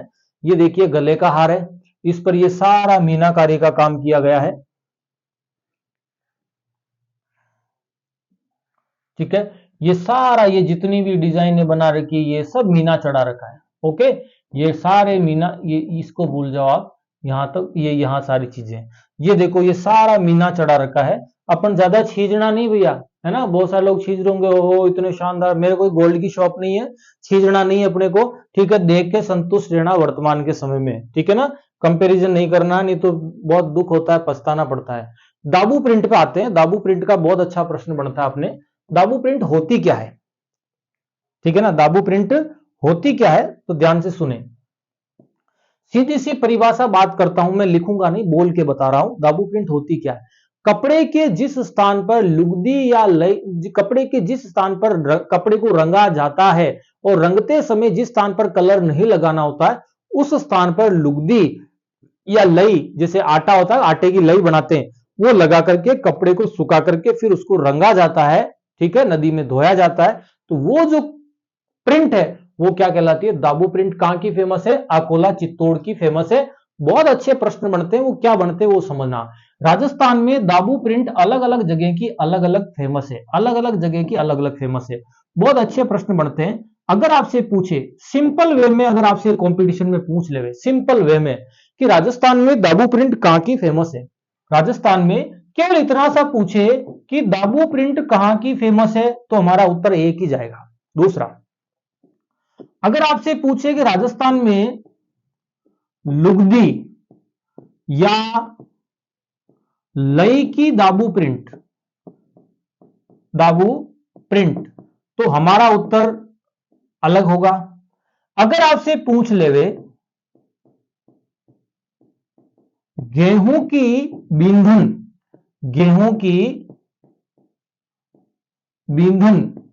की दाबू प्रिंट, ध्यान रखना पेपर में ऐसे ही इनमें से प्रश्न आएगा और हम हैं करके आएंगे, मचे मचे करके, ओ मम्मी पढ़ायो तो लेकिन पढ़ियो को नहीं, याद को नहीं आयो। तो ध्यान रखना, याद करने के लिए बादाम नहीं खानी, बादाम खा के याद करोगे तो बिल्कुल भी याद नहीं होगा। क्यों नहीं खानी, मैं आगे बता दूंगा। ओके, ठीक है। तो गेहूं की बींधन की दाबू प्रिंट। चौथा, आपसे अगर एग्जाम में पूछ ले, चौथा बिंदु, ठीक है, कि राजस्थान में जो है मिट्टी की दाबू प्रिंट, कौन सी है, मिट्टी की दाबू प्रिंट अगर आपसे पूछ ले तो हमारा उत्तर अलग चला जाएगा। अगर आपसे पूछ ले कि राजस्थान में मोम की दाबू प्रिंट, किसकी, मोम की, मोमबत्ती होती है बस वही, मोम की दाबू प्रिंट अगर आपसे एग्जाम में पूछ ले तो भी हमारा उत्तर अलग नहीं जाना चाहिए। क्यों नहीं जाना चाहिए, वो अब आप इसके सारे उत्तर समझो, ठीक है ना। देखो, अगर आपसे पूछे कि दाबू प्रिंट कहां की फेमस है, तो आपका एक ही उत्तर जाना चाहिए, अकोला, और जिला क्या जाएगा, चित्तौड़। ध्यान देना, ये अकोला जो दाबू प्रिंट का काम करते हैं छिपा जाति के लोग करते हैं। कौन सी जाति के लोग? छिपा जाति के लोग। गलत नहीं होना चाहिए। लुगदी या लई की दाबू प्रिंट का उत्तर भी आपके अकोला चित्तौड़ ही जाएगा। गेहूं की बिंदन की दाबू प्रिंट पूछे तो बगरू, बगरू सांगानेर बगरू नाम सुना होगा, उत्तर जाएगा जयपुर। ओके। मिट्टी की दाबू प्रिंट अगर आपसे पूछे तो उत्तर चला जाएगा बालोतरा। क्या जाएगा? बालोतरा। बालोतरा कहां पर है? बाड़मेर में है। ओके। और मोम की दाबू प्रिंट अगर आपसे पूछ लेवे तो आपका उत्तर चला जाएगा सवाई माधोपुर। क्या जाएगा? सवाई माधोपुर उत्तर चला जाएगा। क्वेश्चन गलत नहीं होना चाहिए। मैंने आपको सारी चीजें बता दी। अब दाबू प्रिंट होती क्या है उससे भी रिलेटेड अपन बात करते हैं, ध्यान से समझना। ये दाबू प्रिंट में ठप्पे लगाने के आइटम है। लकड़ी का पूरा डिजाइनदार जो है गुटका है जिसको हम कह सकते हैं, इन पे डिजाइनें बनी हुई है। अगर आपके पास कोई चद्दर बना रहे हो, उस चद्दर पे इस टाइप की डिजाइन बनानी तो गुटके को ऊपर से पकड़ा, कलर कौन से कलर की बनानी उस कलर में डुबोया और कॉर्नर कॉर्नर पर सारी सेम डिजाइन बना दी। तो कॉर्नर का डिजाइन ये हो गई, ये सारी डिजाइन मेरे को आती नहीं है, बस बता रहा हूं आपको, है ना। कल को बोले सर हम आपके पास 2 व्हाइट कलर के चद्दर भेज दें, ठीक है, आप प्रिंट करके बता देना कैसी होती है, हम उसको ट्रायल करेंगे। तो भैया ऐसी कोशिश मत करना क्योंकि आप लोग बहुत होशियार हो। ये देखो, ये लड़की है, ये दाबू प्रिंट का काम कर रही है, ठीक है ना। दाबू प्रिंट अलग अलग जगह की अलग अलग होती है। ठप्पे वाली दाबू प्रिंट है। इसमें क्या होता है, चद्दर को टाइट बांध दिया जाता है चारों तरफ से और उसपे इस डिजाइन का लकड़ी का गुटका होता है जिसको ब्लू रंग में डुबो डुबो के ठक ठक ठक ठक ठक ठक चालू कर दिया काम और ये कंप्लीट हो गया। ये देखिए, ये बिल्कुल डिजाइन बना रहा है। ये जो लकड़ी का गुटका है इसके नीचे जो कटिंग है वो इस डिजाइन की है, तो ये बात जगह जगह गैप दे करके इसके ठप्पे लगा रहा है। इस टाइप से ये दाबू प्रिंट तैयार की जाती है। ये देखो, इतने डिजाइन के गुटके होते हैं जिनको आप अलग अलग डिजाइन से बना सकते हो। अब हम बात करेंगे कावड़ की। किसकी बात करेंगे? कावड़। लकड़ी की कावड़ का बहुत अच्छा प्रश्न बनता है और मैं आपको एग्जाम में आ रहा है वही चीजें क्लियर करूंगा, फालतू कचरा नहीं पढ़ूंगा। लकड़ी की कावड़ राजस्थान में बस्सी चित्तौड़ की फेमस है। बस्सी चित्तौड़ की लकड़ी की कावड़ फेमस है। कावड़ हमेशा लकड़ी से बनाई जाती है। कावड़ किससे बनाई जाती है? पहला क्वेश्चन बनाया आता है तो लकड़ी से बनाई जाती है। दूसरा क्वेश्चन, कावड़ बनाने का काम कौन सी जाति करती है? तो खेरादी जाति करती है। कौन सी जाति के लोग? खेरादी जाति के लोग कावड़ बनाने का काम करते हैं। डन। तीसरा प्रश्न, जो कावड़ बनाई जाती है तो उस कावड़ के अन्य 2 नाम क्या है जो एग्जाम के हिसाब से आपको रट के जाने हैं। 2 नाम और कावड़ के क्या हैं? एक तो हम इसको बोलते हैं कपाट नुमा, कपाट नुमा मंदिराकृति। मंदिराकृति, मंदिर के समान आकृति होती है लेकिन इसमें कपाट होते हैं गेट टाइप बंद करने के, बहुत सारे कपाट होते हैं छोटे छोटे। मैं आपको चित्र बता रहा हूं आगे, इमेज। दूसरा, कावड़ को बोलते हैं चलता फिरता देव विमान। चलता फिरता देव विमान बोलते हैं। एग्जाम में प्रश्न आवे तो ध्यान से समझना, इन दोनों प्रश्न को जबरदस्त तरीके से रट के चले जाना। कपाट नुमा मंदिराकृति होती है, इसके निर्माण का कार्य खेरादी जाति के लोग करते हैं। कावड़ लकड़ी से बनाई जाती है। पहली चीज है तो ये क्लियर करो। डन। उसके बाद हम आगे चर्चा करते हैं। तो फिर आप मुझे समझाएं कि क्या लकड़ी का बेवाण जो मंदिरों में रखा होता है, लकड़ी का बेवाण भी ऐसा ही होता है क्या? लकड़ी का बेवाण सब लोग जानते हैं जो मंदिरों में रखा होता है, समझाएं। तो ध्यान से सुनना, जब पेपर में प्रश्न आया लोग मचक मचक करके आए, रिजल्ट आया तो तड़ाया भर गई, आंसर नहीं मिला, बहुत नुकसान हुआ। ओके, सुने। लकड़ी के बेवाण का क्वेश्चन आया था, इसको बोलते हैं miniature wooden temple. Miniature wooden temple, ये क्वेश्चन बनता है। अगर आपसे मिनिएचर वुडन टेम्पल पूछे तो हमारा उत्तर जाएगा लकड़ी का बेवाण। ध्यान से समझना, लकड़ी का बेवान जो जल जुलनी 11 पर देव जुलनी 11 या कोई और दिन ठाकुर जी की सवारी निकालते हैं, तब आपने देखा होगा लकड़ी का बेवान बिल्कुल एकदम प्लेन होता है, 3 साइड से खुला रहता है, पीछे की साइड में प्लाई लगी होती है, 3 साइड से खुला, और नीचे लकड़ी लगी होती है जिनको कंधा दे करके ठाकुर जी की सवारी निकालते हैं। ओके, लेकिन कावड़ ऐसी नहीं होती है। कावड़ को चलता फिरता देव विमान बोलते हैं। क्यों बोलते हैं? क्योंकि जो कावड़ बनाई जाती है उस कावड़ में देवताओं के बहुत सारे चित्र बने होते हैं। जबकि जो लोग गांव से बिलोंग करते हैं, आप अपने ठाकुर जी के मंदिर में जाके देखना, अगर लकड़ी का बेवान पड़ा होगा तो प्लेन होगा, या सिल्वर कलर की कोटेड जो चद्दर चढ़ी होगी, लेकिन उस पर खूब सारे देवी देवताओं के चित्र नहीं बने होते। ये आपको आइडिया होगा। ठीक है, मैं कावड़ के चित्र क्लियर कर रहा हूं आपको। ये देखिए साहब, ये बंदा कावड़ ले जा रहा है, हनुमान जी के चित्र बने हुए हैं। अब इसके अंदर वो देव विमान, चलता फिरता देव विमान छिपा हुआ है, वो आगे मैं बात कर रहा हूं। ठीक है, ये देखिए साहब, ये व्यक्ति है जो जिसने कावड़ का निर्माण किया। क्या बेवान ऐसा होता है? क्या नहीं होता है। बेवान तो बिल्कुल प्लेन होता है। मैं आपको बेवान का, देखो मैं थोड़ा सा इतना बड़ा पेंटर तो नहीं हूं, लेकिन मैं आपको थोड़ा सा चित्र बना के समझा देता हूं। देखो, लकड़ी का जो बेवान होता है ये इस टाइप का होता है। नीचे 2 लकड़ियां लगी होती है, ठीक है, लोग कंधा दे के ले जाते हैं, और ऊपर से इस टाइप की डिजाइन होती है लकड़ी के बेवान की। और ये पीछे तो प्लाई होती है, लेकिन साइडों से खुला रहता है और आगे से खुला रहता है, दोनों साइड से खुला रहता है। पीछे लकड़ी होती है, बीच में ठाकुर जी को जो है बैठा करके उनकी सवारी निकाली जाती है। यहां पर दो व्यक्ति, अलग अलग व्यक्ति इनको कंधा दे करके ठाकुर जी की सवारी को ले जाते हैं। साथ में लोग गुलाल वगैरह उड़ा उड़ा के चलते हैं। तो क्या लकड़ी का बेवान और ये कावड़ में समानता है? क्या नहीं है। तो लकड़ी के बेवान को कंपटीशन के पेपर में पूछे तो मिनिएचर वुडन टेम्पल कहते हैं, जबकि कावड़ को क्या बोलते हैं? चलता फिरता देव विमान या कपाट नुमा मंदिराकृति। आवे तो क्या करना है? घोड़ा करना है, मचक मचक नहीं करना है। ये ध्यान रखना। ठीक है, शायद समझ में आ गया होगा अच्छे से। देखो, और कपाट नुमा, कपाट होते हैं बहुत सारे, फोल्ड होकर के बंद होते हैं। क्या बेवान को कभी आपके बेवान के गेट देखा गया? अगर किसी ने देखा तो झूठ बोल रहा होगा, नहीं तो मंदिर में बेवान में कोई गेट नहीं होता है। बेवान मंदिर के गेट होते हैं, बेवान में कोई गेट नहीं होता है। और यहां पर ये बहुत सारा, देखो यहां पर बीच में एक छोटी सी अगर मैं बात करूं तो देखो, ये यहां पर एक, ये दिख रही लाइन, एक लाइन यहां पर दिख रही है, एक लाइन यहां पर दिख रही है, जॉइंट है। आप इस जॉइंट को फोल्ड करोगे ये बंद हो जाएगा, फिर दोनों को फोल्ड करोगे यहां तक आके बंद हो जाएगा, फिर इसको फोल्ड करोगे, फिर इसको, तो ये पूरा बॉक्स टाइप बन जाएगा। ओके, तो आपका प्रश्न गलत नहीं होना चाहिए। अब देखो, ये देखिए, ये फोल्ड हो रहे हैं। देखो यहां पर जॉइंट है, यहां पर जॉइंट है, देखो आपको दिख रहा होगा।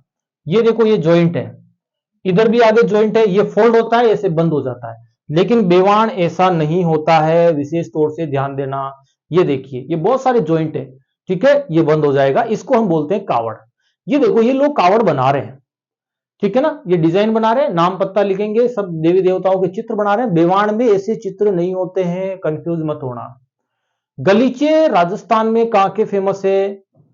नेक्स्ट टॉपिक है अपना, गलीचे राजस्थान में कहां के फेमस है? जयपुर और टोंक के। ठीक है, इस पे बहुत अच्छी एक सिंगल सीट और सीट भाषा में एक लाइन लिख देता हूं, जो बाय द वे आपके पेपर में वो लाइन देकर के एग्जाम में पूछ लेवे, तो हमें मचक मचक नहीं करना है। ठीक है, रिजल्ट में फिर आपका रोल नंबर मिल जाएगा। ध्यान से समझना, गलीचे होते क्या है? सीधी सी परिभाषा देते हैं, सूत और ऊन। किसके? सूत और ऊन के ताने बाने लकड़ी की लूम पर। ठीक है, इसको थोड़ा सा अपन और व्यवस्थित करते हैं। देखो,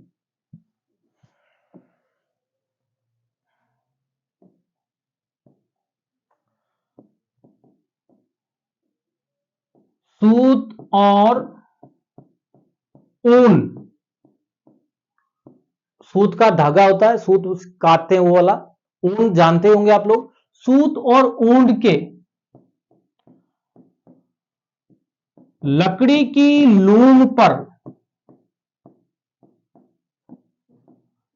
ताने बाने लगाकर, ताने दोनों अलग अलग लिख रहा हूं, बाने लगाकर किसका निर्माण किया जाता है? गलीचे का निर्माण किया जाता है। गलीचे का निर्माण किया जाता है। ओके, सूत और ऊन, लकड़ी की लूम पर सूत और ऊन के ताने बाने लगाकर गलीचे का निर्माण किया जाता है। जैसे महिलाएं स्वेटर बुनती नहीं बुनती, ऐसे पहले गलीचे बनाए जाते थे। और सबसे बड़ी विशेषता क्या है कि गलीचे में जितने ज्यादा गिठाने होगी, बारीकी से काम होगा, उतना ही गलीचा और अधिक सुंदर दिखेगा। क्या मेरी बात में, जितनी ज्यादा गांठें लगाई जाती, मैं आगे गलीचे का इमेज दिखा रहा हूं। तो ये राजस्थान में जयपुर और टोंक का फेमस है, ये थोड़ा सा अपने को ध्यान रखना, ठीक है। अब रही बात एक एक्स्ट्रा क्वेश्चन की और बात कर लेते हैं। अगर आपसे पूछे कि बीकानेर के गलीचे भी फेमस है, बीकानेर के गलीचे भी फेमस है, लेकिन किस कंडीशन में? बीकानेर की जेल के गलीचे फेमस है, जेल के गलीचे फेमस है। क्वेश्चन आपका गलत नहीं होना चाहिए, क्योंकि वहां पर कैदियों द्वारा गलीचे बनवाए जाते हैं। तो अब आपको गलीचे होते कैसे हैं वो आप देख लीजिए। ये देखिए, ये पायदान पैर का बना, पैर रखने का बना रखा है, ये गलीचे टाइप है, जिसको ऊन, और आजकल तो क्या मशीनें आ गई है, पहले हाथों से बनाए जाते थे। ये देखिए साहब, ये गलीचा है, ये बैठने के बना रखे हैं, ये भी बैठने का बना रखा है, बहुत शानदार स्मूथ बना रखा है और अच्छे से कपड़े का और डिजाइन का प्रयोग किया गया है। ये देखिए, ये गलीचा है, ये गलीचे बनाए जाते हैं। एक बंदे का पैर दिख रहा है, ये देखो, दो बंदे बना रहे हैं, इसको दिख रहे हैं, ये देखो। आगे में बनाते हुए का इमेज दिखा देते हैं आपको, ठीक है ना, शायद डिलीट हो गया है। देखो, ये भी गलीचा है, ये नीचे बिछाने का बना रखा है, बहुत कॉस्टली आते हैं आजकल तो, जिस टाइप से आप लेना चाहें, ठीक है। मैं प्रचार नहीं कर रहा हूं, बस ध्यान रखना। अब हम बात करते हैं ब्लैक पोट्री। ब्लैक पोट्री की हम चर्चा करें उससे पहले मैं थोड़ी सी एक चीज क्लियर कर देता हूं। मैंने बात वही की कि पोट्री जो बनाई जाती है वो अधिकतर चीनी मिट्टी के बर्तनों पर बनाई जाती है। किस पर? चीनी मिट्टी के बर्तनों पर बनाई जाती है, ठीक है ना। लेकिन आजकल क्या है कि अलग अलग वस्तुओं पर भी डिजाइन किया जाने लगा है। उसके हिसाब से अगर मैं आपको एग्जाम्पल्स की बात करता हूं तो देखो, अगर हमने अभी थोड़ी देर पहले पढ़ी ब्लू पोट्री, क्या पढ़ी? Blue poetry. एक हम पढ़ रहे हैं ब्लैक पोट्री, कोटा की फेमस है। ब्लू पोट्री हमने पढ़ी थी, जयपुर की फेमस है। अगर आपसे पूछे कागजी पोट्री, कागजी पोट्री, तो आपका उत्तर एक ही जाएगा, अलवर। अगर आपसे पूछ ले कि लाख की पोट्री, लाख की चूड़ियां बनती है, नॉलेज के लिए ध्यान रखना, लाख की पोट्री अगर आपसे पूछ ले तो फिर आपका उत्तर चला जाएगा बीकानेर। ये थोड़ा सा विशेष ध्यान देना। ब्लैक पोट्री कोटा की है, ब्लू पोट्री जयपुर की, कागजी पोट्री अलवर की, और लाख की पोट्री, ठीक है, कहां की? बीकानेर की। मैं आपको एग्जाम में यूं के यूं प्रश्न बताऊंगा, पढ़ के आपको जाना है। मैं बताऊंगा, ये देखो मेरे टेस्ट में से जो मैं आपको पढ़ा रहा हूं, यहां से इस लाइन का प्रश्न है, इस लाइन का। प्रयास मेरा पूरा है, 90 से 95% पेपर राजस्थान जीके का जो मैं पढ़ा रहा हूं उस टॉपिक से 100% मिलेगा, ठीक है। आप पढ़ के जाएं, बाकी दूसरी नवरी टेंशन नहीं लेवे। फिर भी किसी को राजस्थान जीके याद नहीं होता है, बहुत सारे लोगों को राजस्थान जीके याद नहीं होता। सर राजस्थान जीके तो बहुत बड़ा आता है, हम याद कैसे करें? अरे भैया, तरीका निकालो याद करने का, तरीका मैं बताऊंगा अगली क्लास में। राजस्थान जीके कैसे याद करते हैं, क्या पढ़ना, कितना पढ़ना, कैसे पढ़ना, एक एक चीज क्लियर करूंगा, आपको फील हो जाएगा ये सही बोल रहा है। ओके, ठीक है।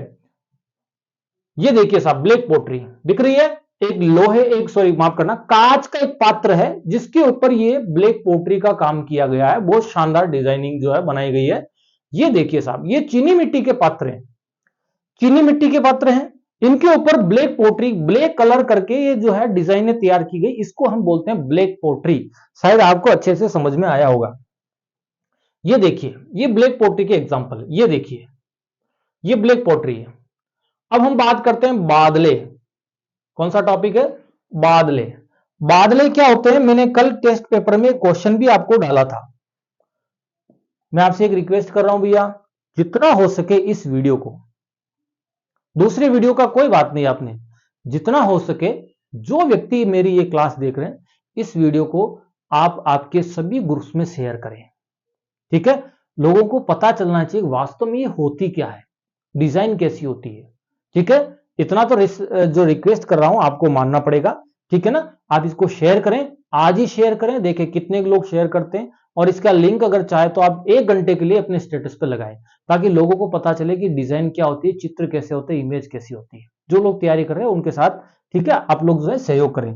देखो बादले कहां के फेमस है, जोधपुर के फेमस है। बादले कहां के फेमस है, जोधपुर के। वो आकाश वाले बादले की बात नहीं करता हूं कि काले बादल मेगा पानी तो बरसा, और फिर बादल और मेगा आती नहीं, आज तक की ना मेगा आई ना बादल आया। ओके, ठीक है। तो हमारे को बस इतना सा ध्यान रखना है कि बादले है क्या। तो देखो पश्चिमी राजस्थान में, मैं आपको शॉर्ट एंड स्वीट भाषा में अगर हम बात करें, देखो मेरे को राजस्थान का नक्शा थोड़ा सा कम बनाना आता है, फिर भी आपको लगे कि राजस्थान नक्शा लग रहा है तो मान लेना। ये मैंने राजस्थान का नक्शा बनाया आपके लिए, और ये आपके अरावली पर्वतमाला बना देते हैं अपन।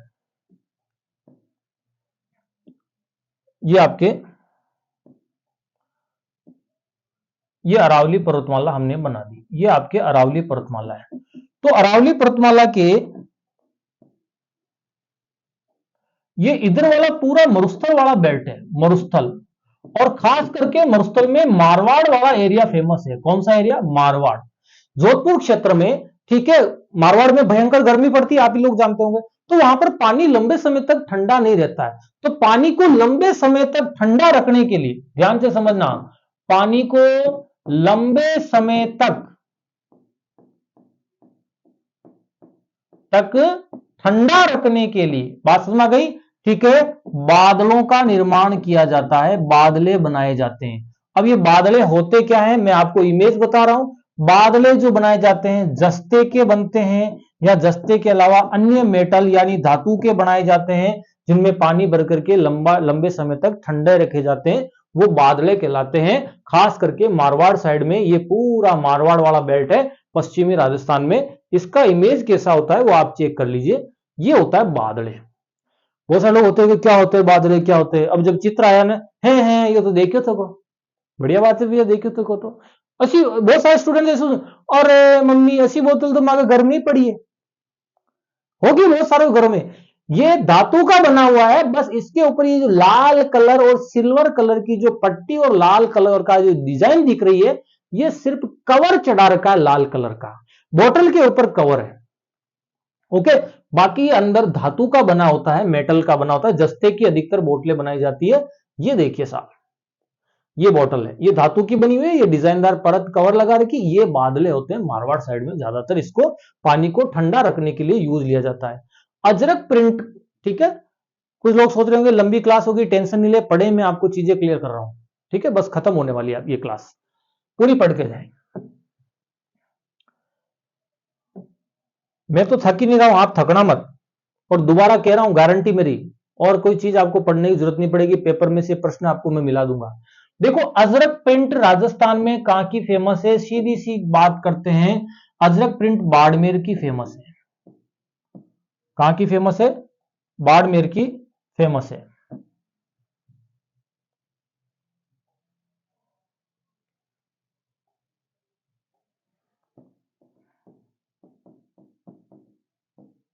देखो बाड़मेर में 2 प्रिंटें फेमस है, एक तो अजरक प्रिंट है और एक है मलिर प्रिंट। कौन सी प्रिंट है, डायरेक्ट एग्जाम में पूछेगा, अजरक प्रिंट कहां की फेमस है, आग मीच के बाड़मेर कर देना, मलिर प्रिंट कहां की, आग मीच के बाड़मेर कर देना।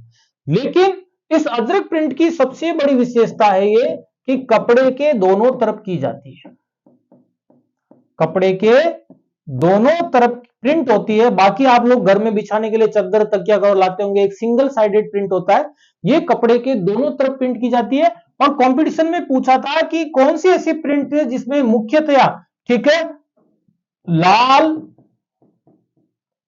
और नीला रंग प्रयोग में होता है सबसे ज्यादा, तो आपका उत्तर चला जाएगा अजरक प्रिंट चला जाएगा, गलती नहीं करनी है। ओके, विशेष तौर पे अपने को थोड़ा सा विशेष ध्यान देना है। डन, ठीक है। ये देखिए साहब, ये कपड़े पर प्रिंट की गई है, इसमें आप देखो लाल रंग और नीला रंग सबसे ज्यादा दिख रहा है। इस प्रिंट की विशेषता है, लाल और नीले रंग का प्रयोग होता है, तो ये क्वेश्चन आपका गलत नहीं होना चाहिए। ये देखिए साहब, ठीक है, लाल नीले रंग का प्रयोग हो रहा है, यहां पर थोड़ा सा लाल के साथ में हरा रंग भी प्रयोग कर दिया गया। ये देखिए, ये कपड़े को रंगने के बाद में ये लोग मैदान में सुखा रहे हैं, कलर करने के बाद में ये 2 व्यक्ति दिख रहे होंगे, ठीक है, चाचा और भतीजा, हो गया। मोटू पतलू नहीं है, चाचा और भतीजा। ओके ठीक है, तो ये जो है ये इसमें। अब हम बात करते हैं कुंदन कला की।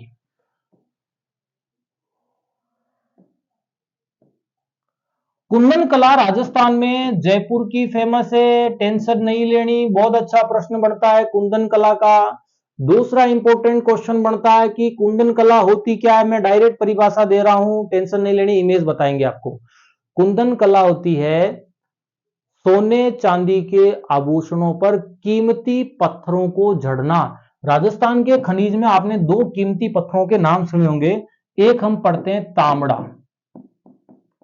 जिसको आप गार्नेट भी कहते हो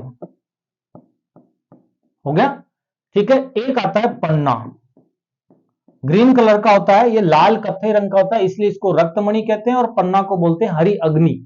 ओके, ये बहुमूल्य पत्थर है। तो सोने चांदी की बहुत सारे लोग, आपने भी अंगूठियां पहन रखी है, अंगूठे पे अलग अलग कीमती पत्थरों को जड़वाते हैं, किसी की ग्रह नक्षत्र सुधारने के लिए, तो कोई शौक से।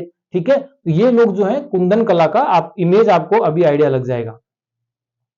ये देखिए साहब, ये आभूषण है, इसके ऊपर ये ग्रीन कलर का, ये जो रेड कलर के ये कुंदन, ये जैसे पत्थर के कलर का ये कुंदन चढ़ा रखे हैं, ये कुंदन का काम हो रखा है। तो ये कुंदन का काम हो रखा है, तो ये कुंदन कला कहलाती है, खास करके जयपुर की ये कुंदन कला कहलाती है। ये कहां की फेमस है? जयपुर की। तो आपका प्रश्न गलत नहीं होगा।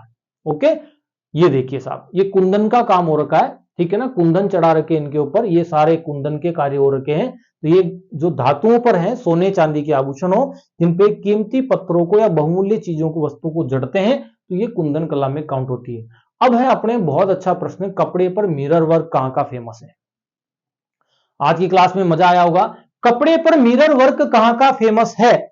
बहुत अच्छा प्रश्न है। मिरर वर्क का मतलब होता है कांच का काम। मिरर का मतलब क्या हो गया? कांच का कार्य है। मिरर वर्क का मतलब कांच का कार्य। खास करके जैसलमेर में मिरर वर्क जो है, कपड़े के ऊपर छोटे छोटे कांच जो है, शक्कर पाड़े जैसे, छोटे छोटे तारे जैसे, छोटे छोटे गोल गोल, ये कांच का वर्क किया जाता है। ये जैसे तो एक बैग बन रखे हैं, मैं आपको आगे और चित्र समझा देता हूं।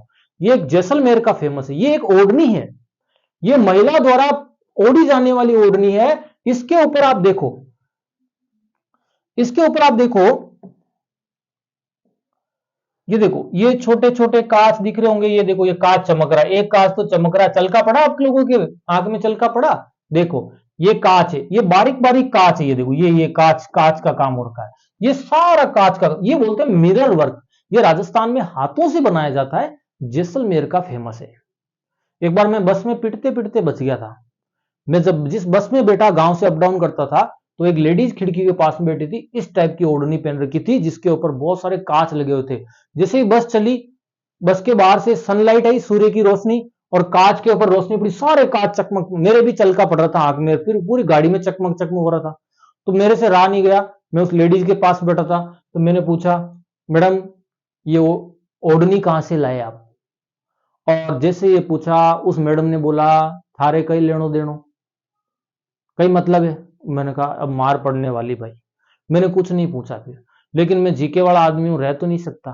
फिर थोड़ी बस आगे 1-2 किलोमीटर हो गई, फिर मैंने पूछा, मैडम आप जैसलमेर के हो क्या?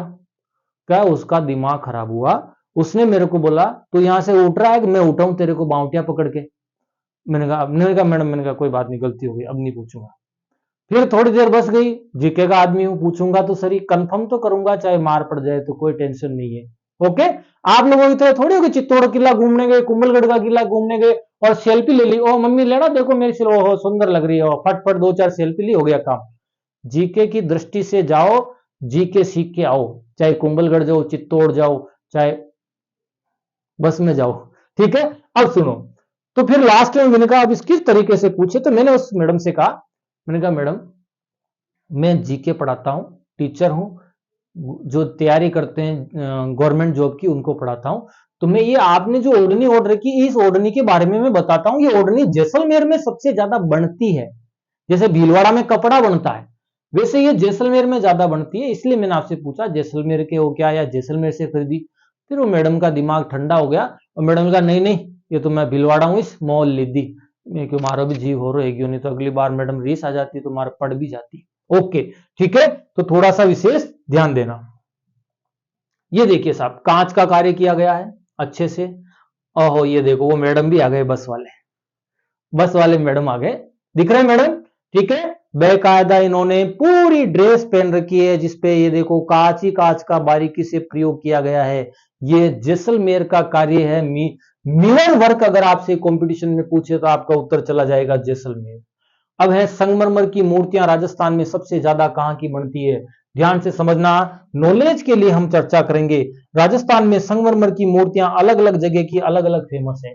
अगर आपसे पूछे कि संगमरमर की मूर्तियां पूछे तो आपका एक ही उत्तर जाना चाहिए, जयपुर। और जयपुर में भी कौन सी? सफेद संगमरमर की मूर्तियां सबसे ज्यादा बनती है। जयपुर में कौन सी है? सफेद संगमरमर की मूर्तियां सबसे ज्यादा बनती है, विशेष तौर से ध्यान रखना। ठीक है, ये आपको जयपुर के लिए। ये देखिए साहब, ये संगमरमर की मूर्तियां सीता माता, राम जी और लक्ष्मण जी की है, भगवान शिव की मूर्ति है। ये काले संगमरमर की मूर्तियां सबसे ज्यादा डूंगरपुर बांसवाड़ा की है। नॉलेज के लिए ध्यान से समझना, अगर आपसे पूछे कि सफेद संगमरमर की मूर्तियां कहां की फेमस है तो जयपुर की, और काले संगमरमर की मूर्तियां आपसे पूछे तो डूंगरपुर बांसवाड़ा उत्तर चला जाएगा, डूंगरपुर और बांसवाड़ा। मैं खनिज के टॉपिक में अगर जाऊं, राजस्थान का एक टॉपिक है खनिज, और खनिज में अगर आपसे पूछे कि राजस्थान में काला संगमरमर कहां पर मिलता है, काला संगमरमर अगर आपसे पूछे तो फिर हमारा उत्तर चला जाएगा भैंसलाना जयपुर। क्या चला जाएगा? भैंसलाना जयपुर उत्तर चला जाएगा। क्वेश्चन गलत नहीं होना चाहिए। डन, अच्छे से समझ में आ रहा होगा। अब है चांदी की तारकसी। चांदी की तारकसी नाथद्वारा की फेमस है। नॉलेज के लिए बता रहा हूं कि नाथद्वारा में विशेष तौर से ध्यान से समझना, कोई भी वस्तु है, चाहे पेन हो लकड़ी का, चाहे आपके लकड़ी की जूतियां हो, लकड़ी का कोई भी खिलौना हो, किसी धातु की वस्तु हो, उसके अंदर पहले तो बारीक से निशान बनाया जाता है, जैसे रोड के ऊपर नाली बनी रहती है खड्डा टाइप, ठीक है, नाली रहती है ना, उसमें पानी बहता है, उसी टाइप उस वस्तु के ऊपर पहले नुकीली चीज से खुरद करके डिजाइन बनाई जाती है, फिर उसके अंदर चांदी के पतले पतले तार फिक्स किए जाते हैं, उसको कहते हैं चांदी की तारकसी। नाथद्वारा की फेमस है। ठीक है, ये तोप बना रखी है, लकड़ी की तोप है, पहले इस लकड़ी की तोप पर डिजाइनदार डिजाइने खोद खोद कर नुकीली चीज से खोद करके डिजाइन बनाएगी। जब खड्डा टाइप बहुत सारी डिजाइने हो गई, उसमें चांदी का पतला तार उसमें फंसाया जाता है, बिल्कुल फिर प्लेन स्मूथ कर दिया जाता है। ओके, तो ये जो है चांदी की तारकसी का काम किया जाता है। ओके, ठीक है, आगे और देख लेते हैं। ये देखिए, ये हाथी के ऊपर ये बंदा काम कर रहा है, ये एक नुकीली चीज है जो हाथी के ऊपर क्या किया, पहले खुदाई की गई, उसके बाद इसके अंदर चांदी के तार फंसाए जाते हैं, पतले पतले डिजाइनदार। ये देखिए, ये देखिए, आपको दिख रहा होगा, ये चांदी की तारकसी कहलाती है। ये देखिए, ये घर के अंदर रखने का सजावटी सामान है, ये सुपारदान टाइप है, ये ग्लास है जिसके ऊपर चांदी का बारीकी से किया गया सूक्ष्मतम कार्य नाथद्वारा का फेमस है। डन, आपको और दिखाते हैं। ये देखिए साहब, ये चांदी की तारकसी का कार्य। ये देखिए, एक टेलीफोन है, ये गुल्लक टाइप का एक सूटकेस, पहले जमाने में जो है इस टाइप के कुछ डिजाइनदार बनाए जाते थे, बॉक्स टाइप। ये इसकी चाबी है, सिल्वर की चाबी, इसके ऊपर पूरा चांदी का कार्य किया गया, तो ये जो है इस पे चांदी की तारकसी उसमें काउंट करते हैं। अब हम बात करते हैं थेवा कला की। देखो, थेवा कला कहां की फेमस है? थेवा कला कहां की फेमस है? प्रतापगढ़ की। थेवा कला कहां की फेमस है? प्रतापगढ़ की। एक चीज और बता देते हैं, थेवा कला को प्रारंभ करने का श्रेय, मैं हस्तकला टॉपिक और बाद में अलग से पढ़ाऊंगा जब पूरा राजस्थान का आर्ट एंड कल्चर पढ़ाऊंगा। अभी सिर्फ मैं आपको इमेज दिखाने के लिए चर्चा की है, तो कुछ एक आध लाइन पेंडिंग भी रह जाए तो टेंशन नहीं लेनी, क्लास बहुत लंबी हो गई है। तो प्रारंभ, थेवा कला को प्रारंभ करने का श्रेय जाता है प्रतापगढ़ का सोनी परिवार, और इसी को राज सोनी नाम दिया गया है, राजघराना का सोनी परिवार। ठीक है ना, इसको प्रारंभ करने का श्रेय नाथूजी सोनी को जाता है। किसको जाता है? नाथूजी सोनी को जाता है। इसके वर्तमान में फेमस कलाकार हैं, वर्तमान में फेमस कलाकार हैं जिनका नाम है महेश राज सोनी। जिनको 2015 का पद्मश्री पुरस्कार दिया गया था, महेश राज सोनी, ये थेवा कला का फेमस है। थेवा कला होती क्या है? थेवा कला अपने इंडिया की नहीं है, बाहर से हमने सीखी है, ठीक है। थेवा कला होती क्या है? सीधी सी बात है, सिंपल भाषा में समझना, कांच के ऊपर सोने का बारीकी से या सूक्ष्मतम किया गया चित्रांकन या किया गया कार्य, वो कहलाता है थेवा कला। ओनली फॉर कांच के ऊपर। ये कांच इंडिया से नहीं आता है, आउट ऑफ इंडिया से मंगाते हैं, बहुत इंपॉर्टेंट कांच होता है। जहां तक मेरा आइडिया, मैंने सुना बेल्जियम से ये एक्सपोर्ट करते हैं, इंपोर्ट करते हैं, हो गया, बेल्जियम से मंगाते हैं, ठीक है ना। ये थोड़ा सा कॉस्टली पड़ता है, लेकिन अभी लोग जो देखेंगे उनका दिमाग खराब हो जाएगा। ये थेवा कला होती क्या? ओहो, ये देखिए साहब, ग्रीन कांच के ऊपर, खास करके थेवा कला में हरा कांच, लाल कांच और नीला कांच सबसे ज्यादा प्रयोग में लिया जाता है। जो आपके सामने है, ये बिल्कुल ग्रीन वाला जो पोर्शन है, ये हरे कांच के ऊपर, हरे कांच के ऊपर ये गोल्ड के हाथी घोड़े बना रखे हैं, और ये जो है डिजाइन बना रखी बहुत शानदार तरीके से। ये देखिए, ये गले का पेंडल है, और ये ब्लैक कांच के ऊपर, काले कांच के ऊपर, हालांकि ये ग्रीन है, पीछे की साइड में लाइट जो है अपन कह सकते हैं डार्क ग्रीन कांच है, उसके ऊपर ये गोल्ड का काम किया गया है, बहुत अच्छे से तरीके से किया गया है। अगर हम बात करें तो ये देखिए, ये कान की चीजें हैं, ये पीछे कांच लेयर का लाल कत्थई कलर का कांच प्रयोग में किया गया है, ये देखिए पीछे, तो ये इसमें इसका काम किया गया है। ये देखिए, बहुत गजब, बहुत सुंदर। ये कला आज भी रिकॉर्ड है, प्रतापगढ़ के बाहर कोई सोनी परिवार इसको नहीं बना सकता है, इसकी विशेषता सबसे बड़ी यही है। ओके, तो ये जो है लाल लाल कांच के ऊपर, ये पीछे जो लाल दिख रहा है, इसके ऊपर सोने का बारीकी से चित्रांकन किया। ये देखिए साहब, गले का पेंडल है, नीला कांच है, नीले कांच पर सोने का काम किया गया है। समझ में आ रहा होगा? ये देखिए, ज्यादा देखेंगे तो दिमाग खराब होगा, क्योंकि हम फील करेंगे हैं ये तो हमारे पास है ही नहीं, आज तक हम हस्बैंड ने कभी लाके दिया ही नहीं, ठीक है। तो जाते यूं नहीं, क्लास देखने के बाद में है देखो, आज तक थे कभी मन लान दे क्या, अशान को तो मन दरानो इस पेड़ी, ऐसा नहीं होना चाहिए, ठीक है ना, विशेष ध्यान रखना, ठीक है। कल को आपके हस्बैंड मेरे को फोन करके बोलेंगे सर आपने जो वीडियो पढ़ाया ना, ठीक है, इसमें से ये चीजें डिलीट करो, नहीं तो किसी और के पति जो है उनको खतरा हो जाएगा, ठीक है ना, पत्नियां कहेगी बना के लाओ।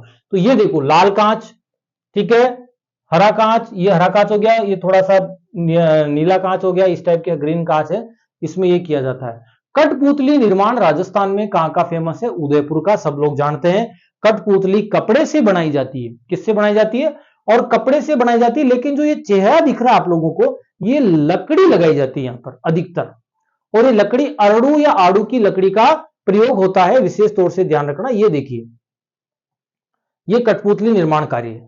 कठपुतली नचाने का काम राजस्थान में नट जाति के लोग करते हैं। यदि आपके एग्जाम में प्रश्न आ जावे, एक कठपुतली नृत्य भी है, जो कठपुतली नचाने का कार्य, पर्टिकुलर कठपुतली नृत्य कोई जाति नहीं करती है, नचाने का काम करती है।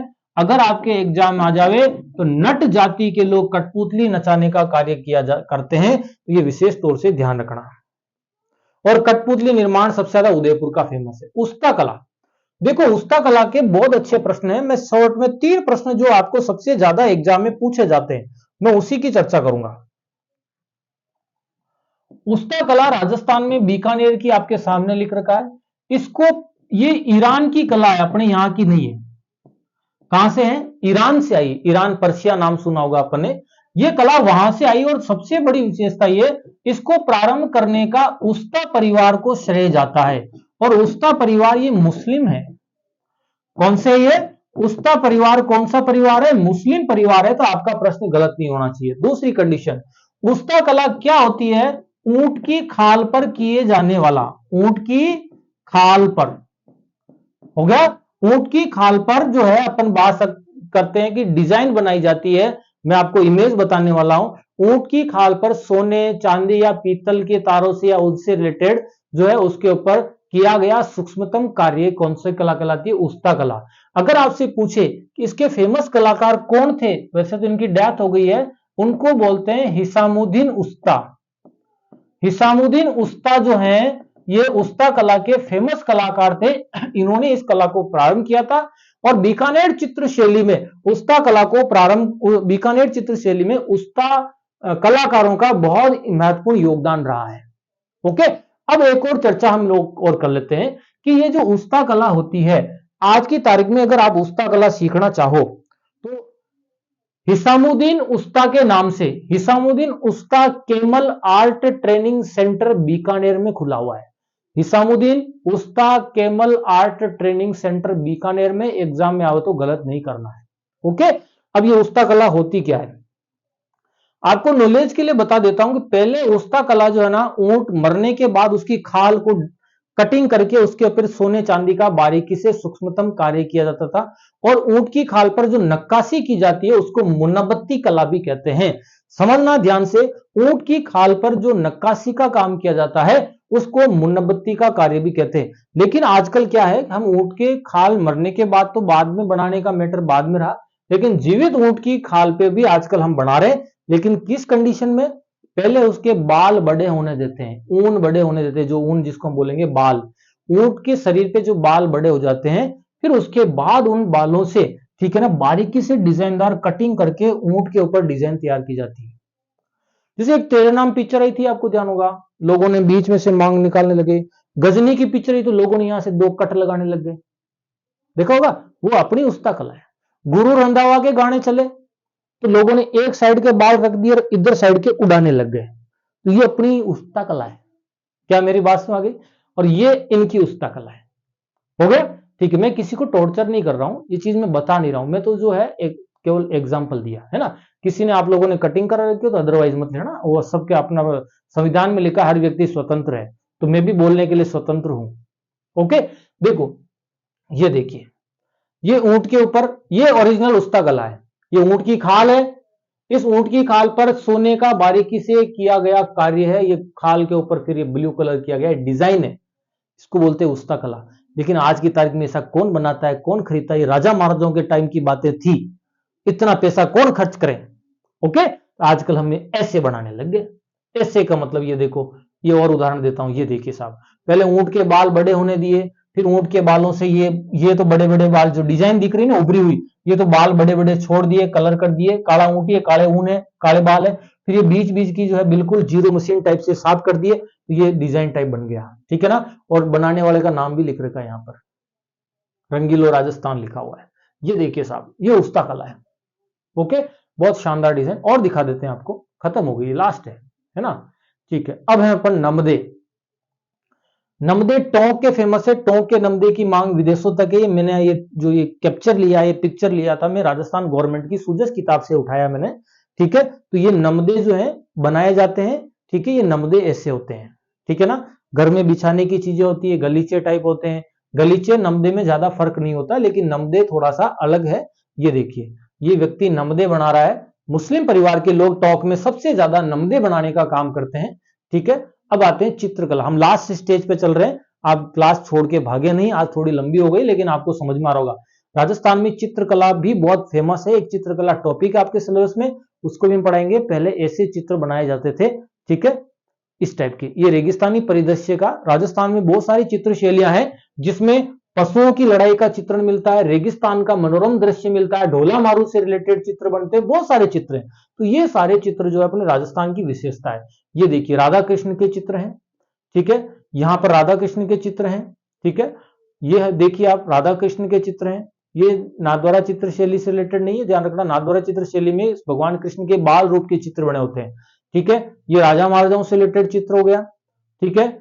कुछ मेवा, ये देखिए शादी ब्याह के, ये मेवाड़ चित्र शैली से रिलेटेड चित्र बने हुए हैं, पहले इनको कलरफुल बना दिया, पहले ब्लैक एंड व्हाइट होते थे, इस टाइप के चित्र अद्भुत है। मेवाड़ कलम की भागवत पुराण का चित्र, मेवाड़ के महाराणा जगत सिंह प्रथम थे, जगत सिंह प्रथम के समय मेवाड़ चित्र शैली में, ठीक है, भागवत पुराण का चित्र चित्रित किया गया था साबुद्दीन चित्रकार द्वारा। तो ये भागवत चित्रकार चित्र से संबंधित चित्र है, ये भी हस्तकला में आता है, ठीक है। ये देखिए, लास्ट है आज की क्लास का, ये भी एक पेंटिंग से सारी चीजें। आशा करता हूं आज की क्लास समझ में आई होगी, मजा आ गया होगा। आया? मजा आया? नहीं आया कमेंट बॉक्स में डालोगे तभी तो मजा आएगा। ओके, मजे से समझ में आई होगी। अगली क्लास में और इंटरेस्टिंग लेने वाला हूं। मेरी क्लास, इस क्लास को मैंने आपको कहा है, आप लोग इसको अपने सभी ग्रुप्स में क्लास देखते ही तुरंत प्रभाव से शेयर करें, सभी लोगों तक पहुंचाए। वास्तव में ये हस्तकला होती क्या है। ओके, हस्तकला से रिलेटेड मैंने इससे पहले एक क्लास का टेस्ट भी लिया था, 31 क्वेश्चन का टेस्ट था, उसमें भी मैंने काफी चीजें एक्सप्लेन की। और एग्जाम में क्वेश्चन आपको मिलेंगे, विश्वास रखना, ठीक है ना। मैं पूरे विश्वास, जब मेरे को पूरा कॉन्फिडेंस है तो आप भी कॉन्फिडेंस लेके चले। ओके, जय श्री कृष्णा, जय शंकर, सभी का बहुत बहुत धन्यवाद। आज की क्लास अपन यही समाप्त कर रहे हैं, मिलते हैं एक छोटे से ब्रेक के बाद अगली नेक्स्ट क्लास में, और वापस मचक मचक करते हुए, लेकिन आपको एग्जाम में मचक मचक नहीं करना पड़ेगा। ओके, धन्यवाद, बहुत बहुत धन्यवाद।